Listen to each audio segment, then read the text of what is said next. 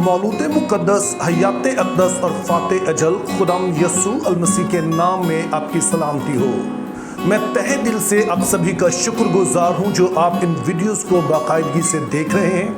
आप इन्हें लाइक करते हैं, आप इन पर कमेंट करते हैं, शेयर करते हैं, और फिर आप में से बहुत सारे लोग हैं जो अपने सवालात भेजते हैं कि जहां पर उन्हें बाइबल को समझने में किसी तरह से मुश्किल पेश आती है। तो मैं आपके इन सवालात के लिए भी दिल से शुक्रगुजार हूं। अगरचे कि आपके सवालात का जवाब हम हफ्ते के किसी दिन में भी दे सकते हैं और देते हैं, लेकिन हफ्ता और इतवार दो ऐसे दिन हैं जो ख़ास इसीलिए मखसूस किए गए हैं कि जो सवालात आप भेजते हैं उनके जवाब दिए जा सकें। लेकिन आपसे दरख्वास्त है कि आप इन वीडियोस को बाकायदगी से देखें ताकि शायद हफ्ते के किसी दिन में आपके सवाल का जवाब मिल सके, या फिर जो दिन मखसूस है इसमें आपके सवाल का जवाब आपको मिल सके। और दूसरी दरख्वास्त आपसे यह है कि जब आप सवाल भेजते हैं तो उस सवाल के साथ अपना नाम भी लिखें और जिस शहर से या जिस मुल्क से आपने भेजा है उसका नाम भी ज़रूर तहरीर करें। और जब आप ऐसा करेंगे तो फिर आपके नाम से ही हम इस सवाल को इस प्रोग्राम में शामिल करेंगे। आज हम जिस सवाल पर गौर करने जा रहे हैं ये हमारे एक भाई हैं जिनका नाम अनिल पतरस है, उन्होंने भेजा है। उनके शहर का नाम मुझे मालूम नहीं है। तो उनका सवाल यह है कि यिर्मयाह की किताब उसके 19वें बाब में जो लफ्ज़ तोफत इस्तेमाल हुआ है इससे क्या मुराद है। और भाई अनिल ने अगरचे कि इतना ही सवाल पूछा है, लेकिन चूंकि तोफत का बड़ा करीबी ताल्लुक जहन्नुम के साथ है तो इससे रिलेटेड दीगर सवालात के जवाब जो है वो भी इस वीडियो में हम देंगे। तो आइए पहला सवाल हम पूछ लेते हैं कि जहन्नुम का लफ्ज़ आया कहाँ से है। इस हवाले से जो पहली चीज़ आपने जहन में रखनी है वो ये है कि यरूशलेम जो था ये पहाड़ पर वाक़ था और इसके इर्द गिर्द वादियाँ थीं, और इसके जनूब मगरबी हिस्से में जो वादी थी उसको हिन्नोम की वादी कहा जाता था। हिन्नोम एक शख्स का नाम था जिसकी ये वादी मलकियत थी। अब इब्रानी ज़ुबान में ज़मीन या वादी के लिए जो लफ्ज़ इस्तेमाल होता है वो है गे, और इस तरह से हिन्नोम की वादी को इब्रानी ज़ुबान में गे हिनोम कहा जाता था। और इससे पहले कि बनी इसराइल मुल्क मौदा पर कब्ज़ा करते, इस सारे इलाके पर कब्ज़ा करते, हिनोम की वादी में एक देवता की पूजा होती थी जिसका नाम मोलक देवता था। और मोलक की इबादत का जो बहुत ही घिनौना हिस्सा था वो ये था कि लोग इस देवता को खुश करने के लिए इस इलाके में आग जलाते और अपने बच्चों को फिर उस आग में चलने का कहते जो कि उस देवता की खुशनुदी के लिए होता था। और फिर जब बनी इसराइल मुल्क मौदा में दाखिल हो गए तो खुदा ने इस रस्म से जो घिनौनी और मकरू रस्म थी इससे अपनी कराहियत का इजहार इस तरह से किया कि खुदा ने कहा कि इस इलाके को कचरा कुंडी में बदल दिया जाए, कूड़ा घर में बदल दिया जाए। तो इससे मुराद ये थी कि ये जगह इस लायक नहीं है कि यहाँ किसी की इबादत हो, बल्कि ये पलीद जगह है, ये एक गंदी जगह है जिसका इजहार यहाँ पर कूड़ा फेंकने से किया जाए।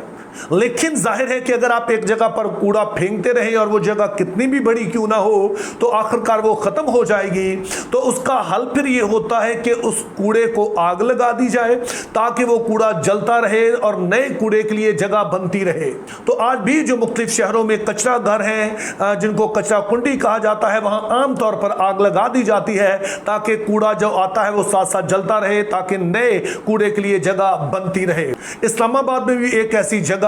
पीर बधाई के पास है जहां पर कूड़ा पूरे शहर का फेंका जाता है और फिर उस कूड़े को आग लगा दी जाती है। तो इसी तरह से बाइबल के ज़माने में भी जब हिन्नोम की वादी को कूड़ा घर बना दिया गया तो साथ ही यहाँ पर कूड़े में आग लगा दी जाती। तो इस तरह से ये जगह ना सिर्फ नापाकी का निशान बन गई, ना सिर्फ कूड़ा फेंकने की जगह बन गई, बल्कि एक ऐसी जगह के जहाँ पर हमेशा आग जलती रहती है।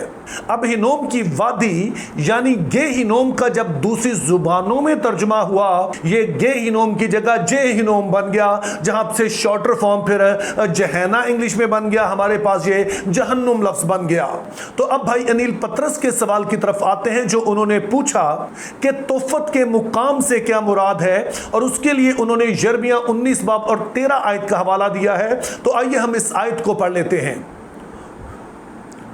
और यरूशलेम के घर और यहूदा के बादशाहों के घर तूफत के मुकाम की मानी नापाक हो जाएंगे। हाँ, वो सब घर जिनकी छतों पर उन्होंने तमाम अजामे फलक के लिए बखूर जलाया और गैर माबूदों के लिए तपावन तपाए। तो अब इसमें पहली चीज आपने याद रखनी है कि तोफत का जो लफ्जी मतलब है वो है फायर प्लेस, यानी एक ऐसी जगह जहां पर आग जलाई जाती है। और चूंकि हिनोम की वादी को कचरा घर बना दिया गया जहां पर हमेशा आग जलती रहती थी, तो इसी का दूसरा नाम जो है वो तोफत है। और यिर्मयाह में ये लफ्ज इसलिए इस्तेमाल हुआ है कि खुदा ताला यहां पर फरमाते हैं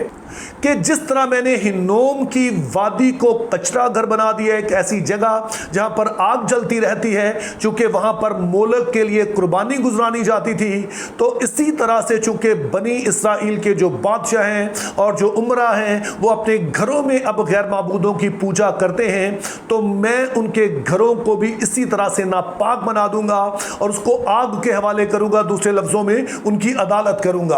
क्योंकि इन लोगों के घर मेरे नजदीक ऐसे ही हैं जैसे कि किसी जमाने में हिनोम की वादी हुआ करती थी। जैसे वो नापाक थी, इनके घर भी नापाक हैं। अब इस हवाले से हमारा एक आखिरी सवाल रह गया कि यीशु मसीह जब मरकस 9 बाब 48 आयत में जहन्नुम का जिक्र करते हुए कहते हैं कि जहां पर उनका कीड़ा भी नहीं मरता और आग नहीं बुझती, इससे क्या मुराद है? हमने याद रखना है कि यहां पर यीशु मसीह दरअसल यसाया 66 बाब का हवाला दे रहे हैं और वहां पर वो दो लोगों का मुवाजना करते हैं।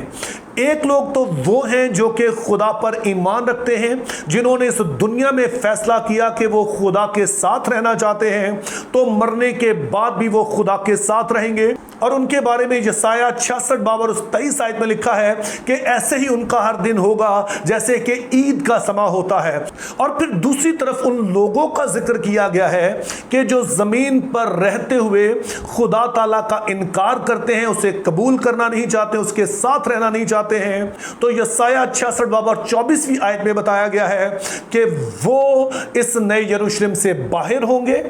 और वहां पर वो एक खास करब की हालत में होंगे, जैसा कि कीड़े के काटने से तकलीफ महसूस होती है या फिर आग की तपिश से आग महसूस होती है। तो वो लोग जो कि इस दुनिया में रहते हुए खुदा को रद्द करते हैं, वो जो कि खुदा के साथ रहना नहीं चाहते हैं, वो जो नापाकी में जिंदगी गुजारना चाहते हैं, उनका ठिकाना भी फिर अबदियत में ऐसा ही होगा कि उनको खुदा की हजूरी से अलग कर दिया जाएगा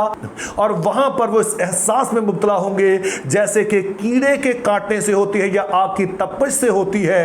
लेकिन जमीन पर रहते हुए तो कीड़े मर जाते हैं कुछ अरसे बाद, लेकिन वहां पर ऐसा ही होगा कि जैसे ये कीड़ा कभी मरता ही नहीं है, ये मुसलसल काटता ही रहता है और तपश जो कि हमेशा जलाती ही रहती है। तो यूं मेरे अजीजों हम देखते हैं कि लफ्ज जहन्नुम दरअसल गेहिनोम से निकला है और गेहिनोम वो जगह है जो कि कचरा घर था,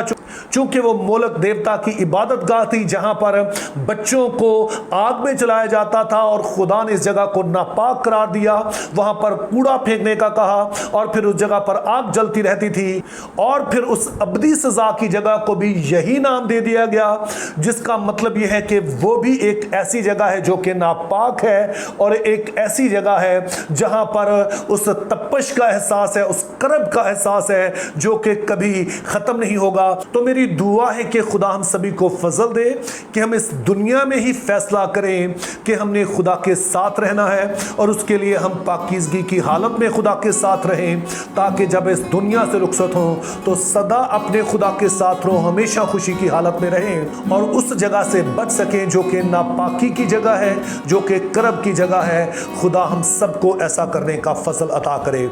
think biblically, live purposefully, have a very good day.